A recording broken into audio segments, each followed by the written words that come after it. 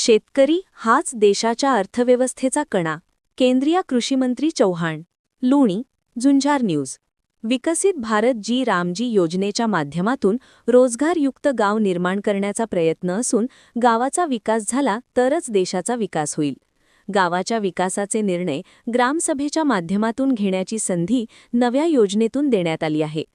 प्रत्येक कुटुंबाला 125 दिवसांच्या रोजगाराची हमी देण्यात आली असून या योजनेतून गावांची प्रतिमा आणि लोकांचे जीवन पूर्णपणे बदलविण्यात यश मिळेल, असा विश्वास केंद्रीय कृषी आणि ग्रामीण विकास मंत्री शिवराज सिंग चौहान यांनी व्यक्त केला. केंद्र सरकारने मनरेगा योजनेत सुधारणा करून नव्याने विकसित भारत जी रामजी योजनेची कार्यवाही सुरू केली आहे.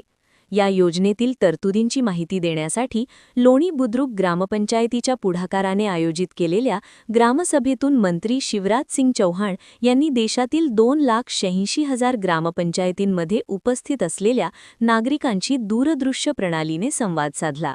प्रारंभी लोणी बुद्रुक ग्रामपंचायतीच्या वतीने मंत्री शिवराज सिंग चौहान यांना बैलगाडी देऊन सन्मानित करण्यात आले.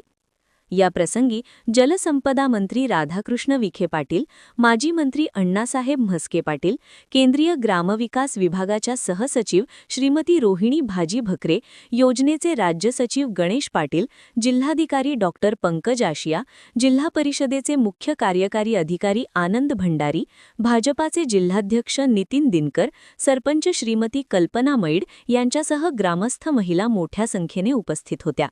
संवादात्मक कार्यक्रमात मंत्री चौहान म्हणाले की शेतकरी हाच देशाच्या अर्थव्यवस्थेचा कणा आहे. रोजगार हमीच्या कामांमुळे पेरणी किंवा कापणीच्या हंगामात मजूर उपलब्ध होत नाहीत. या नव्या योजनेतून ही समस्या दूर करण्याचा प्रयत्न केला असून सुगीचा हंगाम असेल त्या काळात 60 दिवस योजनेची कामे बंद राहतील, जेणेकरून शेती कामांसाठी मजूर उपलब्ध होतील, शेतकऱ्यांचे नुकसान टळेल. मजुरांना त्यांच्या कामाचा मोबदला वेळेवर मिळावा म्हणून कायदेशीर तरतुदी केल्या असून काम संपल्यापासून 15 दिवसात त्यांच्या बँक खात्यामध्ये मजुरीची रक्कम जमा करावी लागणार आहे.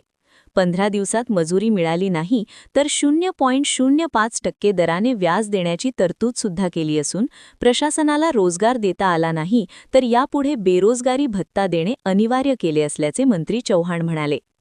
ही योजना सर्वांच्या सहकार्याने आपल्याला यशस्वी करायची आहे.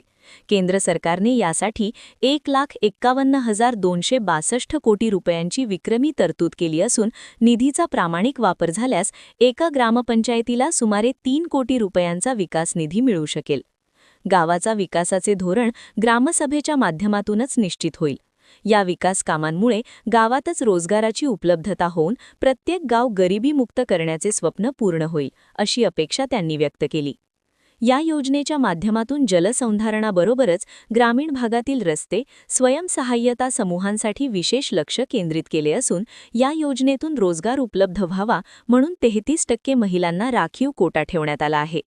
महिलांना केवळ लाडकी बहीण एवढीच सीमित न ठेवता लखपती दीदी करण्याचे मोदी सरकारचे उद्दिष्ट असल्याचे सांगून या योजनेच्या यशस्वीतेसाठी आणि पारदर्शकतेसाठी आधुनिकतेचा वापर मोठ्या प्रमाणात करण्यात आला असून दर्जेदार कामे झाले की नाही हे ग्रामस्थांना आता थेट दप्तरी नोंदीवरून समजेल.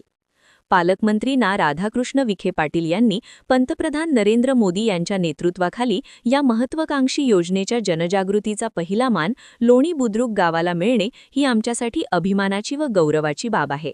देशभरातील लाखो ग्रामपंचायतींमध्ये हा संवादरूपी कार्यक्रम सर्वांना पाहता आला, यामुळे जिल्ह्याचाही बहुमान वाढला असून योजनेच्या यशस्वीतेसाठी यामुळे निश्चितच उत्साह वाढेल असा विश्वास त्यांनी व्यक्त केला.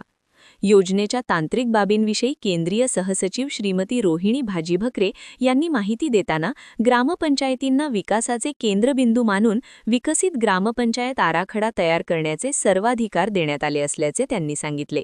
ग्रामसभेचे प्रास्ताविक जिल्हाधिकारी डॉक्टर पंकज आशिया यांनी केले.